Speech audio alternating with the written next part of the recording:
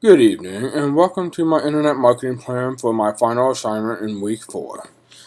Before we go into the assignment altogether, I of course want to discuss the audience. We cannot sell anything effectively without knowing who the audience is. So without any further ado, let's look at the audience.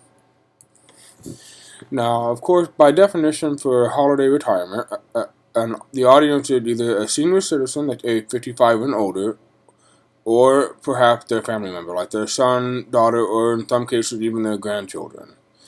As a demographic, most of the senior citizens are largely female. Mainly, this is due to the fact that they are more accepting of the community lifestyle as opposed to living on their own. Not to mention, as a rule, females tend to outlive males. And so as a result, that's why they are the biggest part of our audience demographic. And usually, it's middle to upper class people that are the ones that are most interested because, well, let's face it, all-inclusive living in a community does cost money. And of course, first and foremost, they are retired. Now, the geographic description are twofold. First, we are all over the country, so basically we are in every bit of the U.S. geography, everywhere from Maine all the way to California and in between. That being said, we are broken up or actually broken down to a smaller subset, which is the major cities. We actually have our retirement community just outside of major cities. For example, we have one that is outside of Boston, one outside of New York City, as well as other big cities. That way we can be close enough to all the goods, shopping, restaurants, etc., but outside of it enough to not have to worry about a busy lifestyle. And then, of course, for the audience on their intentions, it's all based off of their needs, wants, and feelings. They need security, they need safety, and they need to feel like they're safe. They want comfort and the ability to have a fun and entertaining lifestyle. And they need to feel like they're actually taken care of and like that they're going to have a high quality of life even in their twilight years. So now that we've identified the audience, we're going to go into the roles and personas of potential customers as well as actual customers. Now, the first role / persona is competitive. These are the kind of customers that want to have nothing but the best. They want their money's worth. They don't want to buy in anywhere unless it's going to be giving the best amenity, the most to offer, and of course, be able to say that they're at the best community on the block. Now, the spontaneous customer is of a different mindset. They are excited, they usually are just starting to look. They're the kind that realize, hey, a change has happened, we need to go ahead and address it, let's see what we can find, and they tend to move quickly as a result. Reason being is because once they get the basic education needed as to what the company has to offer, or any community for that matter, then they're usually are ready to move as long as the one that's moving in is ready at that moment. They may wait, but that's usually a couple month wait at best. Most of the time it is immediate. Now we have two more roles / personas, and as a result, we are going to go to the next one, which is the humanistic. This customer is all about the feeling. They want to know that they're being cared for and taken care of. The best way to reach these customers is through testimonials, as well as warmth and heart from the actual management and staff. Basically, they need to see and feel the love and care in order to be interested. As long as you can demonstrate that, and of course, as long as they can actually afford it in the first place, then they are going to be inclined to go ahead and buy in. And the last customers / persona is methodical. These people want the fact and nothing but the fact. They expect you to be an expert in what you're selling and be able to answer any question. And then, of course, especially for salespeople, it requires an extreme amount of patience to get to them. These are the people that have the money, but want to analyze every nook and cranny of every detail before they commit the money. But they are usually very loyal customers as long as you demonstrated the expertise and patience needed to reach them.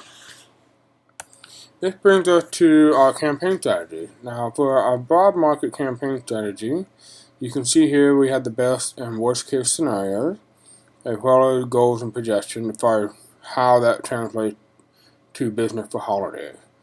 Now, for our best case scenario, you can see the numbers right there, as well as for our worst case scenario, you see the numbers right there. Basically, it does represent a significant drop in overall revenue when you do all the calculations and stuff.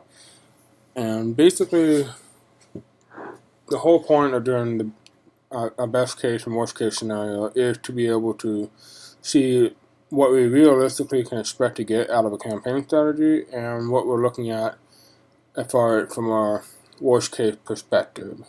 Obviously, for the best case, it equals growth and profit. That's going to be the case in every campaign. And of course, more overall traffic. Basically, that's going to be the same case no matter what strategy we're talking about. For example, the targeted campaign strategy it has slightly different numbers, but basically every single one of these strategies, they have their different numbers, but the goals are all the same. We want to have the best case, we want to be able to grow and to be able to make this happen. But as you can see here, that the bottom number under best and worst case scenarios represent the amount of traffic. And so what we really want to do is follow and utilize broad and targeted campaign strategies.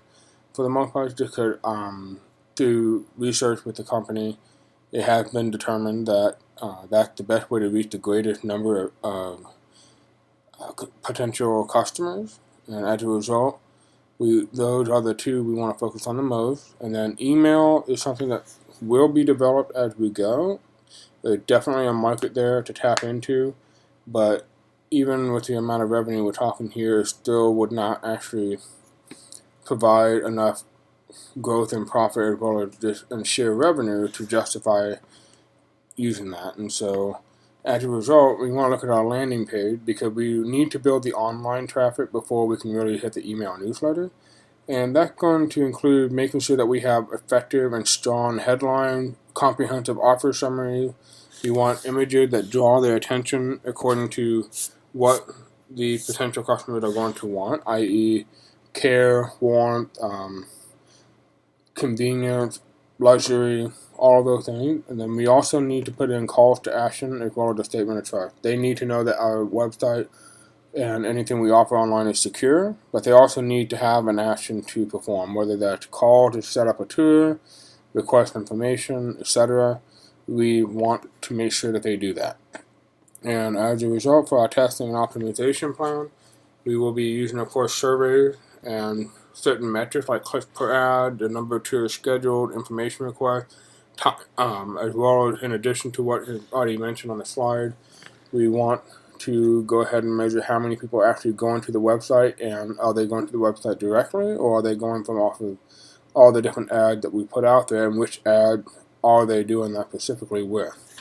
Which leads us to the last thing to consider, which is, of course, our conclusion. Basically, for success factors, we need these four things. First, we must know our audience.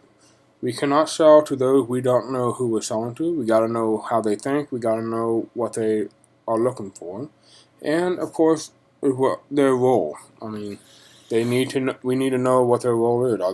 That way, we can reach them from a spending money perspective. And then, of course, we want to, as always, prepare for the worst, but we want to execute for the best.